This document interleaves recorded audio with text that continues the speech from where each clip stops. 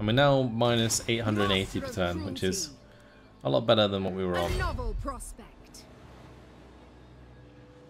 Cast the rigging. Dreadlord of Nagara.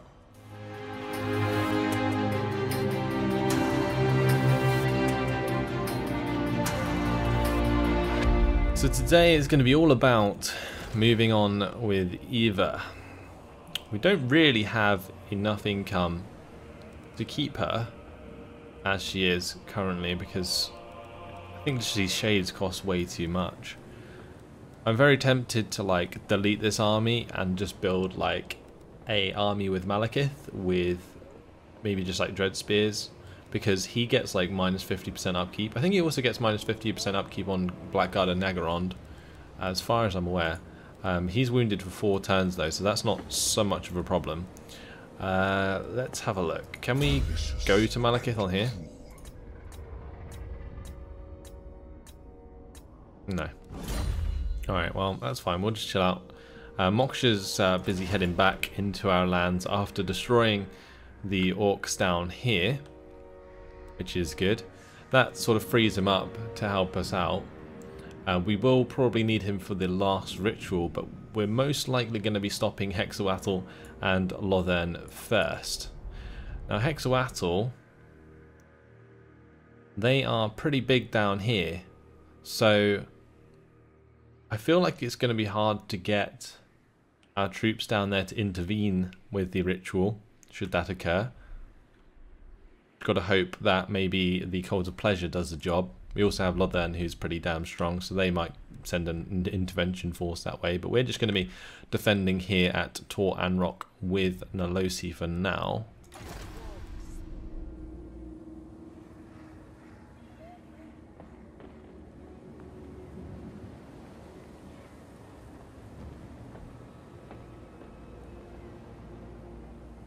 Nordhammer says you were going to send it over to Nalosi and use Mal and the Mock to start the ritual. The Mock. I like that. Anderson says there, in my eyes, is no better Dark Elf general to follow into battle than Vulcan. Not at the moment. I mean, I did just get Malekith's army absolutely slaughtered. I guess if we take her out now, her army is pretty damn strong. I can't really afford to give her anything else. Like, I literally don't have the income for it, so we might just have to send her off on a mission to save Nalosi, or at least just help her, and then when she gets there, the 2v1s can start to occur, or even 2v2 army clashes, and we'll have Moksha come back and replenish. So that's a good shout. Rubinis is sort of running backwards and forwards to help with the upgrades to the Shrine of Cain. So that will be like a Temple of Cain there, I think. And that should definitely help us out with the corruption in that province. And we have 4 turns and we get the minus 5% upkeep for Shades, which will be helpful. And we can, of course, go for rights at some point. Like the sacrifice to Atharti would be useful.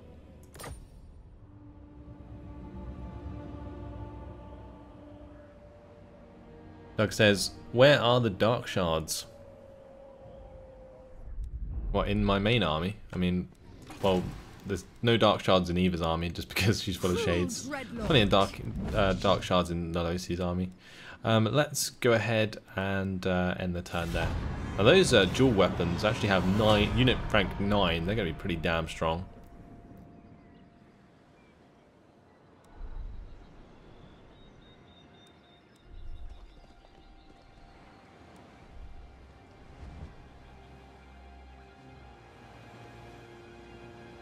To be fair, if they sit there with their armies, I could probably kill them. That is very tempting.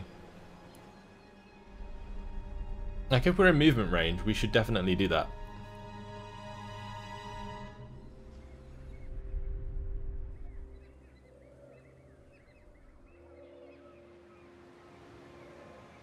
I guess the only useful thing about Dark Shards would be they can be like our backline that can still fire while the Shades engage in melee.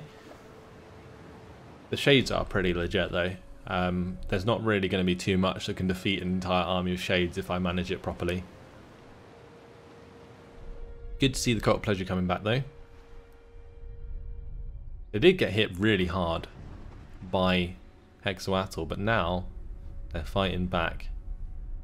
I think all of the late game units coming out really starting to do a lot of damage. Let's just skip what they're doing. And what we're going to do in the next turn is check our diplomacy.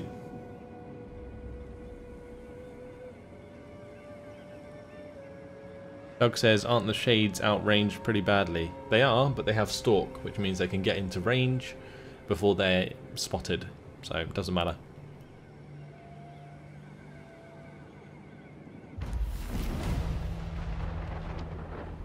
So the confederation between the Order of Lawmasters and Tor Elisor, which is actually better than Lothern getting it. Tor Elisor's down here, aren't they? So yeah, I think they picked up those. Interesting. Let's jump into our diplomacy. We lost our trade agreement previously with Clan Pestilence and Necroc Brotherhood. We're currently at 32 with them. We could really do with that trade agreement. It would give us 2,700. I'm very willing to give them a lot of money for that. Absolutely not. Let's just try and give them all our money for it, because we're going to make money next turn if we have that agreement in place. That will stop. Never mind. Not going to be the case. So Nolosi is in range. This is Valen and Tyrion, and their armies are terrible. Time to wreck them. Oh boy, there was a third army there.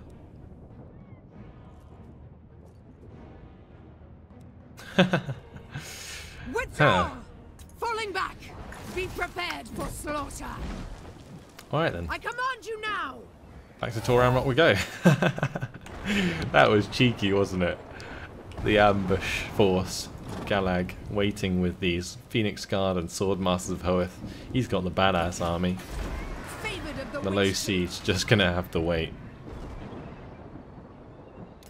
I'm not gonna throw her into that until I have a reinforced army this time.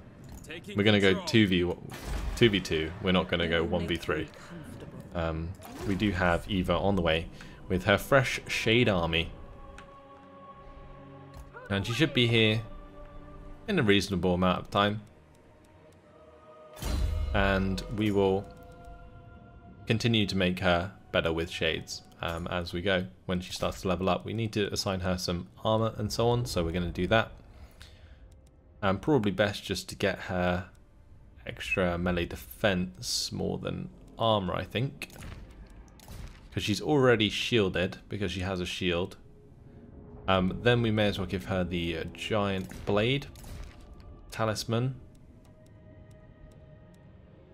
Preferably something with physical resistance, but we don't have one, so it will probably have to be the Pearl of Infinite Bleakness to be immune to psychology, but I think she already is, isn't she? Maybe not.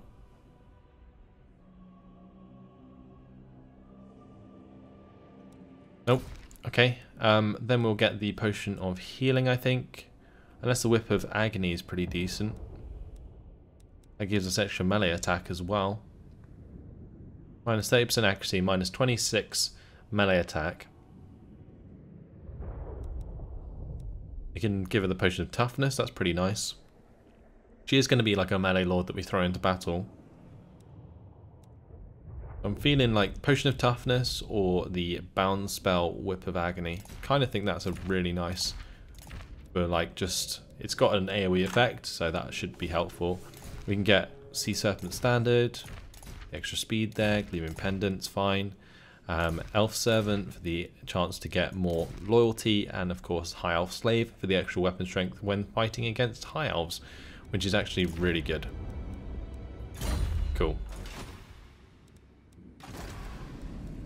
Moksha have all of his sorted out? He does indeed. So we will move on to the next turn, I feel.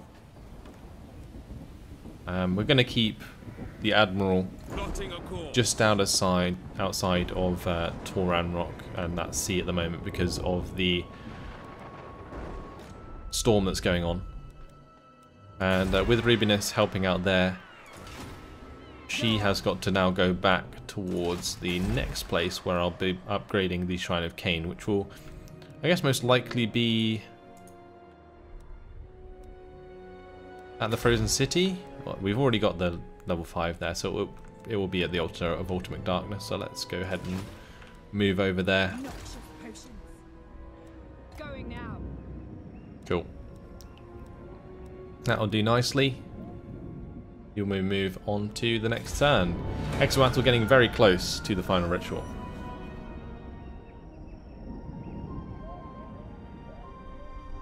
Disaster says, can't wait to see those shades in battle. It's gonna be nuts. It most definitely will be. Here goes the siege of Tor Anrock as multiple armies arrive. Ooh, that's gonna be a pretty crazy battle. We have reinforcements on the way. Just hoping it'll be enough and in time. We've done it once before. We've defended that settlement. It's happening again. We just gotta hope that they, like, attack us, and we should be fine. They really want Toran Rock back.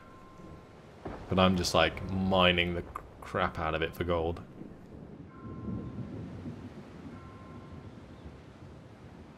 Gotta be a bit careful with my income, actually, because if Toran Rock's under siege, we won't get the gold income. So there's that. Right, we can skip the rest of the cult pleasure stuff.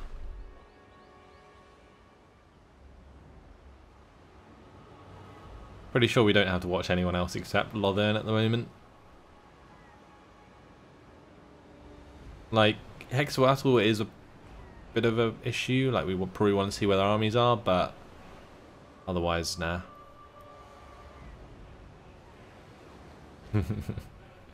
As I said, I think that's what they call a gangbang. Probably not wrong. Not wrong. Okay. Right, let's just get all the way over to Nagaron. Up here we need to be upgrading these to guard halls, really. That is not worth the cost at the moment. We need to maintain that 4,000. What now? Okay, come on Eva. You gotta come save the day. Anchors away. Get our Admiral in here. Although we're still taking damage. Is the storm still going on? Okay, we'll just make sure we're not taking attrition there. Noble of Nagaroth. And do we still have... I was going to say the sacrifice to Cain. We get that again in 14 turns. That will definitely help us out in pushing back into Lothern. No. But currently we're being sieged by Relinda with 8 units of Lothern Sea Guard, White Lines of Trace, and the Phoenix Guard there. Then we have Galag with a pretty serious army, and Tyrion, of course, with his normal standard army, and Valen is leading the siege. The defenses will hold. So, yeah, this could be difficult. The best way to probably do it would be let them come off the walls and then attack them at the bottom of the walls, or maybe even just fight them underneath the towers so the towers can keep firing. Because that many archers is a big issue. Okay. We will end the turn either way. There's not much else to do.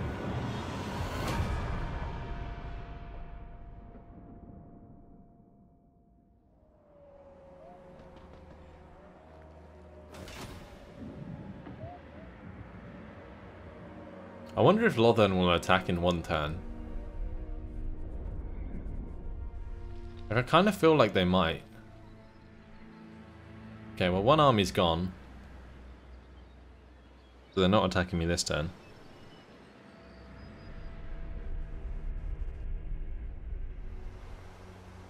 Oh, there goes the second army. Was that? No, never mind. I was that well confused me then. I have the stream up on the other screen and it's a bit delayed.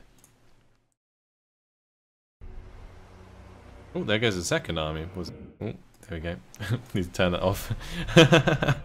Bit of an echo there for a second. Sorry about that. I was just pausing it.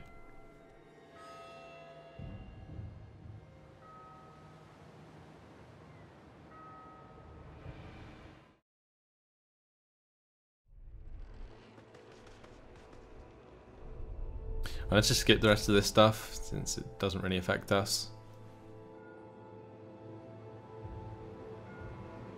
I like to see the New World colonies actually wrecking Exoatl as well though. That's good.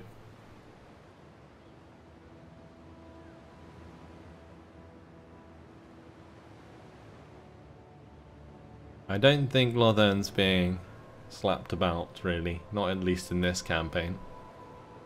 I'm pretty sure Scaling's dead. Not sure, we could probably check, but still they're probably not doing too much. Confederation between the Last Defenders and Hexoatl. Ah, that's why the map changed blue. That's big actually. Last Defenders taking control of Hexoatl. Okay. That's going to be even harder then, because I'm going to have to travel down here for the ritual.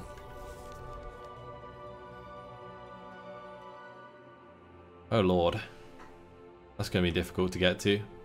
Yeah, up here I'm pretty sure Scaling's dead, so they're not being attacked from the north anymore. They control the entirety of Ulthuan, so yeah. We have our army on the way anyway. If there's any sort of things on the way, then we should pick that up. Let's go this way.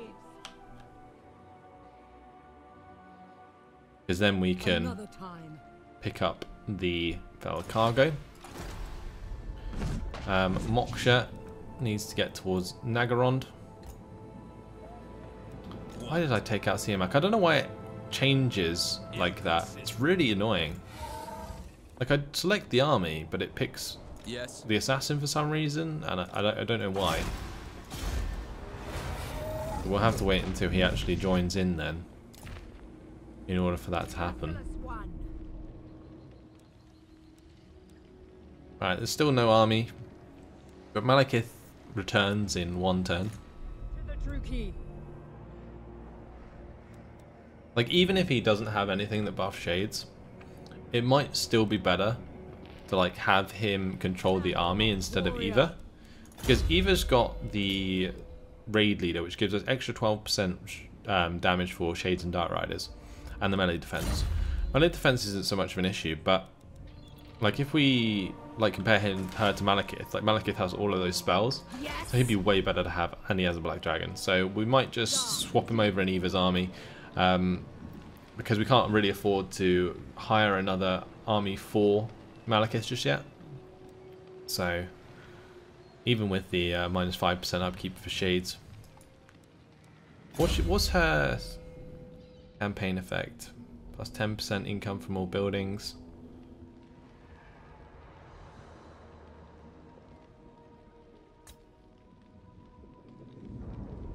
Like, why did I recruit her? Got the aggressive trait, that's pretty much it. She's nothing special. Probably won't be too happy that I get rid of her though.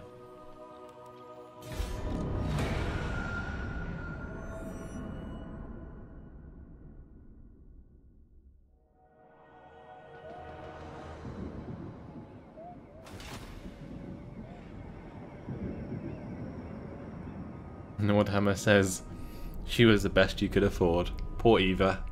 The runt of the litter. Relinda coming back. Taking some attrition or something. I don't know what happened there. I saw the army took some damage.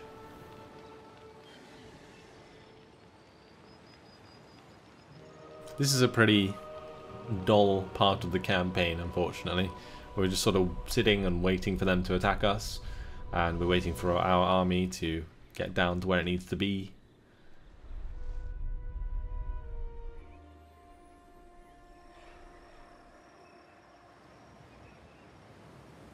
Oh, Pleasure's going ham though. They're taking a lot of settlements now, getting very strong. They can probably push out like the last defenders from that southern continent. Oh, that's good. Yes, Cult of Pleasure. Take those Lothern lands. That's what we like to see. Swamp Town also being attacked. Wow. Cult of Pleasure is pretty much at war with everyone, isn't he? Isn't she? Owned by Marathi after all. Yeah, look at that. Massive armies going down. I like it.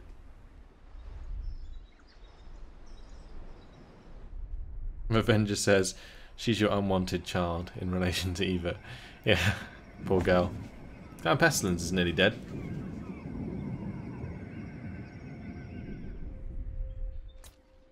Let's just speed the rest of it up. Get through the end turns. Carry on with Eva. This turn I will basically swap her out for Malekith, I guess.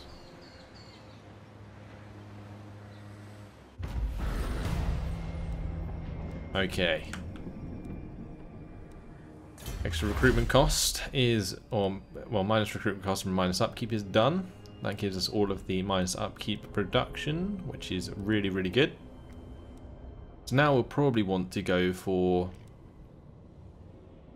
extra campaign map movement range, although the black iron armor is useful. Though we don't really use dread spears or bleak swords anymore. The exotic beast hide armor to boost shades would be cool.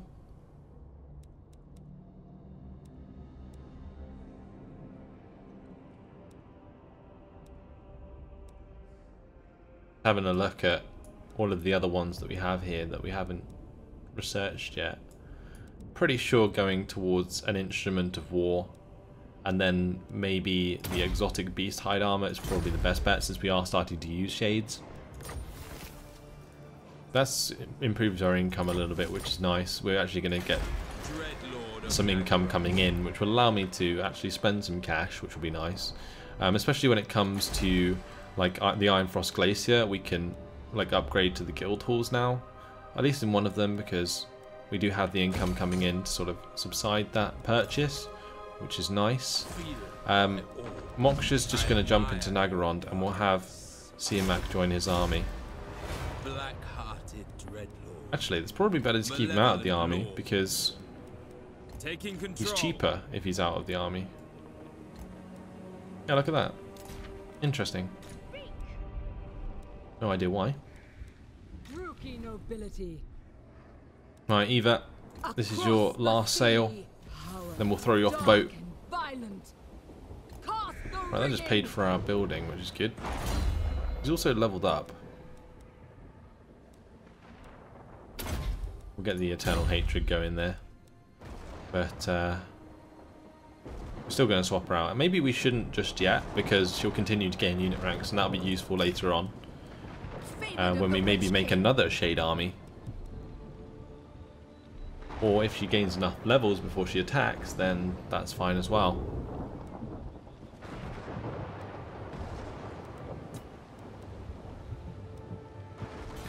I think it's just moving on to the next turn again.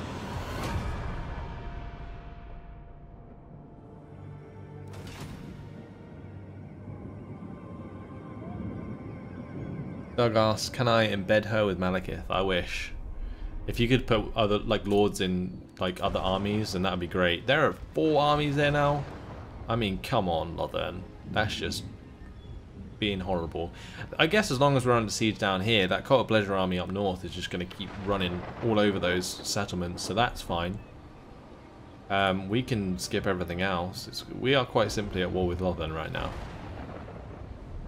The only issue is when the last defenders perform the rite or perform the ritual, and that is just going to be a nightmare. I might just have to like abandon the position on Tor Anrock and just go save the day.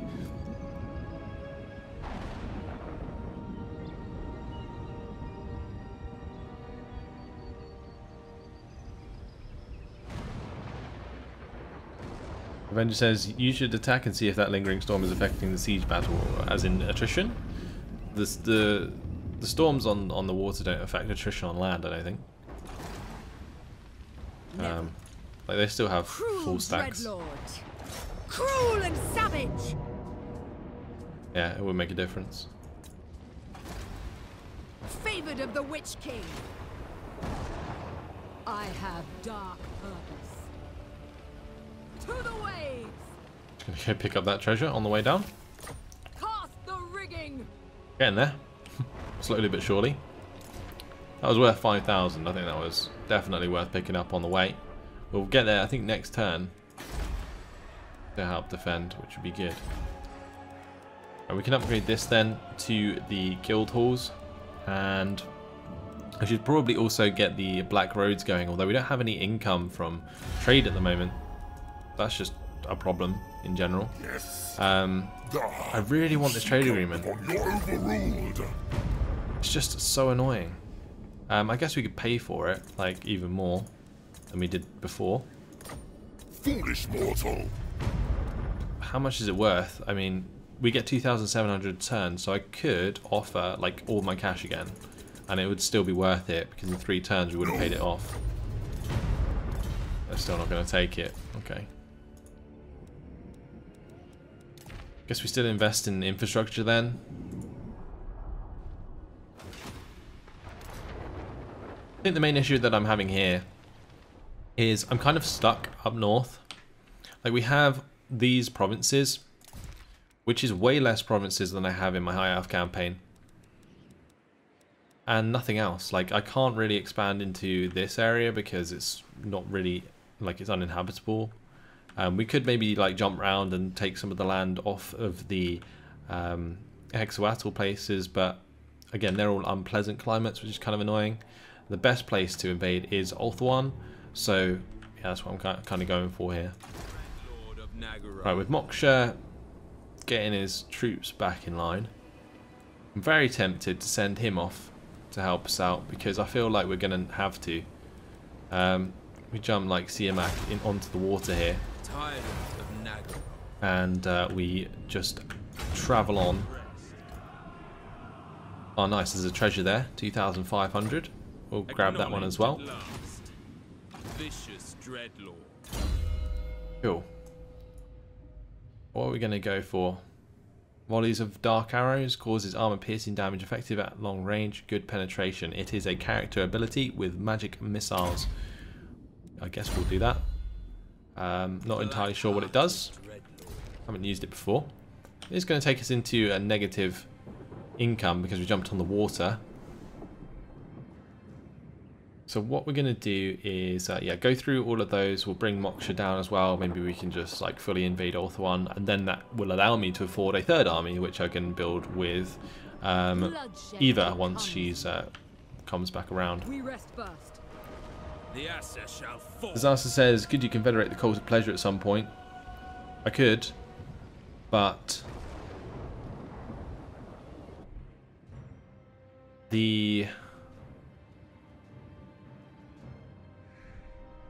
yeah, they're too powerful at the moment. I don't think they will take that. And also the other thing is I don't want to, because the AI can hold way more troops than I can. So they're going to make more progress if I'm not in control. So getting a confederation with the Cult of Pleasure is pretty much pointless, especially on very hard difficulty. Like maybe in the lower difficulties it would be fine, but not in this difficulty. That costs way too much to upgrade. Hero's not moved, that's fine. Because Rubinus is sort of sitting here waiting for the altar to sort itself out.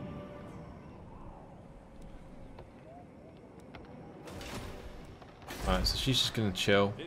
There might actually be something that I can give her that can increase our income.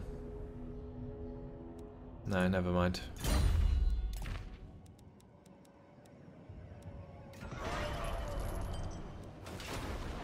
So we'll just move on to the next turn again, and just hope they don't attack the Toran Rock before my reinforcements arrive, because otherwise we're just going to be in the same position we were before, where they use one army, or it could happen. I don't like it when they bring another army.